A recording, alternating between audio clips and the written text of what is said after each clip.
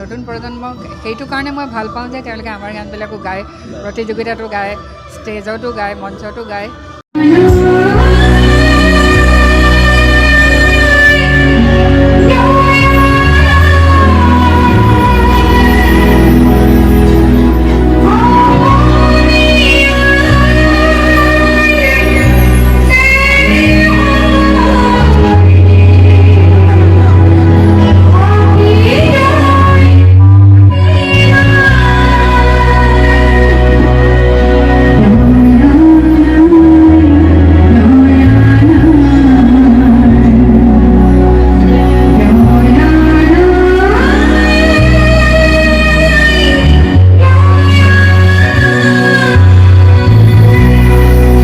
আমাৰ দৰ্শকসকল খুব আপ্লুত হ'ব, কিয়নো আজি মোৰ কাষত যি তামুলী ফাৰ্মত থকা সোণালী জয়ন্তী বৰ্ষত আমি লগ পাইছিলোঁ অসমৰ এগৰাকী স্বনামধন্য শিল্পী ডক্টৰ অনিমা চৌধুৰী বাইদেউ। আমি বাইদেউক এই চেগতে পাই কিছু তেখেতৰ পৰা কথা জানিবলৈ প্ৰয়াস কৰিম। বৰ্তমান বাইদেউ আপোনাৰ খবৰ? মোৰ খবৰ এতিয়া অলপমান ভাল বেয়াৰ মাজতে থাকে, তথাপি ভাল বুলিয়ে ক'ব লাগিব আৰু। মানে কি কেনেকুৱাকৈ ব্যস্ত হৈ আছে?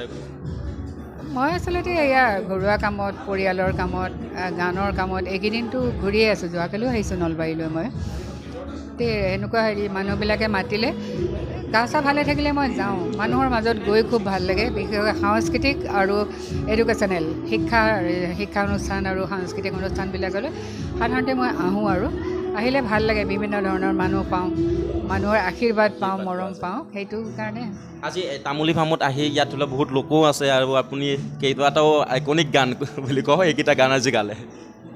হয়, ইয়াতে তামুলীদেৱে মোক বহুত দিন আগৰ পৰাই মাতি আছিলে যে আমাৰ এনেকৈ মন্দিৰ এটা আছে, আপুনি আহিব লাগিব। তেতিয়া মই কৈছিলোঁ যে মই যদি ভালে থাকোঁ বা মই যদি গুৱাহাটীত থাকোঁ তেতিয়াহ'লে মই নিশ্চয় যাম। এইবাৰ তেওঁ বহুত দিন আগতেই মোৰ লগত যোগাযোগ কৰিছে, বাইদেউ শিৱৰাত্ৰিত আহিব লাগিব। তেতিয়া মই বুলি ক'লোঁ আৰু মই গুৱাহাটী আহিলোঁ যেতিয়া তেওঁ গুৱাহাটী ঘৰতো লগ ধৰিলে। আহি পেলাই মোৰ খুব ভাল লাগিছে। এনেও ধৰ্মীয় অনুষ্ঠানবিলাক মই ভাল পাওঁ। আজি শিৱৰাত্ৰিৰ দিনাই এনেকুৱা এটা অনুষ্ঠান হৈছে, তাতে মই গীত পৰিৱেশন কৰিছোঁ, সেয়া মোৰ সৌভাগ্য বুলি মই ভাবোঁ আৰু ভগৱানৰ আশীৰ্বাদ বুলিও ভাবোঁ সেয়া মই, যে আজি তেওঁৰ মন্দিৰত আহি মই গীত গাইছোঁ। শিৱৰ লগত জড়িত 3-4টা গীত গাইছোঁ মই আজি। গতিকে খুব ভাল লাগিছে। আৰু বেছি ভাল লাগিছে মোৰ যে এইখন তামুলী পাম বুলি কয় নহয়, তামুলী পামৰ তেওঁৰ যিটো মানে সমাজৰ প্ৰতি তেওঁ যিটো দায়বদ্ধতা নিজেই পালন কৰিছে, সেইটো মোৰ খুব ভাল লাগিলে। আৰু ইমান মানুহবিলাক আহিছে, ধৰ্মপ্ৰাণ মানুহবিলাক আহিছে। তাৰোপৰি মই যেতিয়া দৰ্শকবিলাকক দেখিছোঁ, মন দি, বিশেষকৈ অলপমান যিবিলাক বয়সীয়াল মানুহ সেইসকলৰ কথা মই ক'ম, বাকীসকলৰ কথাতকৈ তেওঁলোকে ইমান মন দি গান শুনিছে। মোক আহি লগ কৰি কৈছে যে এইবিলাক গান আমি আকৌ মানে আপোনাৰ মুখতেই বহুত দিনৰ মূৰত শুনিলোঁ। সেইটো আমাৰ কাৰণে খুব ডাঙৰ কথা।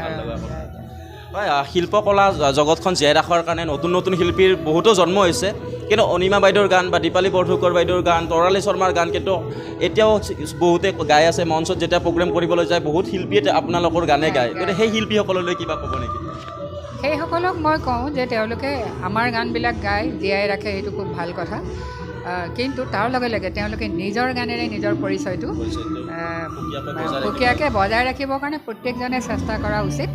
কাৰণ এতিয়া আমি বেলেগৰ গানবিলাক গাব পাৰোঁ, এটা দুটা আমি গালোঁ, ভূপেন্দ্ৰৰ গান আমিও গাওঁ, বীৰেন দত্তৰ গান গাওঁ, দীপালী বাইদেউৰ গান গাওঁ, কিন্তু সেইটোৰে পৰিচয় নহয়। তেওঁৰ পৰিচয়টো এনেকুৱা হ'ব লাগিব নিজৰ গান গাই পেলাই তেওঁ পৰিচিত হৈছে। যেনেকৈ আমাৰ গানবিলাক কিছু সংখ্যক মানুহে জানে, আগৰ মানুহখিনিয়েতো জানিছিলে, ৰেডিঅ'ৰ মাধ্যমেৰে শুনিছিলে।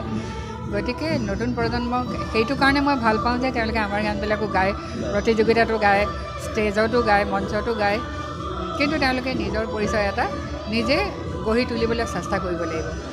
শেষত বাইদেউ এটা কথাই সুধোঁ যে কিছুমান নতুন শিল্পীয়ে পুৰণি গানসমূহ কিন্তু কিছু বিকৃতভাৱে গাবলৈ বিচাৰে, ৰিমিক্সৰ ক্ষেত্ৰতে হওক বা আধুনিকত্বৰ ক্ষেত্ৰত হওক, সেই ক্ষেত্ৰত কি ক'ব?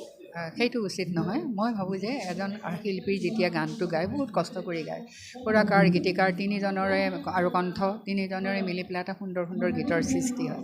সেই গীতটি যেতিয়া তেওঁ গাবলৈ লয় নহয়, শুদ্ধকৈ কথা কেতিয়াবা মই শুনো কথাবিলাক ভুলকৈ গাই দিয়ে আৰু কথাবিলাক ভুলকৈ গালে অৰ্থটো বেলেগ হৈ যায় গান এটাৰ আৰু সুৰবিলাক ভুলকৈ গায় কেতিয়াবা নিজৰ সুৰ লগাই দিয়ে সেইটো মই আচলতে মই নিজে পচন্দ নকৰোঁ সেইটো মোৰ ব্যক্তিগত হেৰি আৰু মোৰ মতামত যে মই নিজে নাভাবোঁ যে লতা মংগেশকাৰৰ গান এটা গালে নিজৰ সুৰ তাত লগাই দিলে মই ভাল নাপাওঁ তেখেতে ইমান সুন্দৰকৈ গানটো গাই গৈছে তেনেকৈ দীপালী বাইদেউৰ গানটোও গালে যেনিবা বা ভূপেন্দাৰ গানটোৱে গালে নিজৰ সুৰ লগাই দিলে মই ভাল নাপাওঁ তাৰমানে মই নিজে ব্যক্তিগতভাৱে ভাল নাপাওঁ তেখেতৰ এজ ইট ইজ তেখেতে যি কৰিছিলে তেওঁক সেইটো হয়তো তেতিয়া সেই সুবিধা থাকিলে কৰিব পাৰিলেহেঁতেন সেইবোৰ আজিকালিতো টেকনিকেল যুগত বহুত কৰিবও পাৰি গতিকে মই সেইটো বিচাৰোঁ যে তেওঁলোকৰ গানবিলাক গাওক কিন্তু সুৰবিলাক কথাবিলাক একে থাকিব লাগে খুব আনন্দিত হৈছোঁ আজি বাইদেউক লগ পাই আৰু বাইদেউ খুব সুন্দৰ বাৰ্তা দিছে নৱশিল্পীসকলকো দিছে বাইদেউ সুস্বাস্থ্য আৰু দীৰ্ঘ কামনা কৰিছোঁ থেংক ইউ ধন্যবাদ বহুত ধন্যবাদ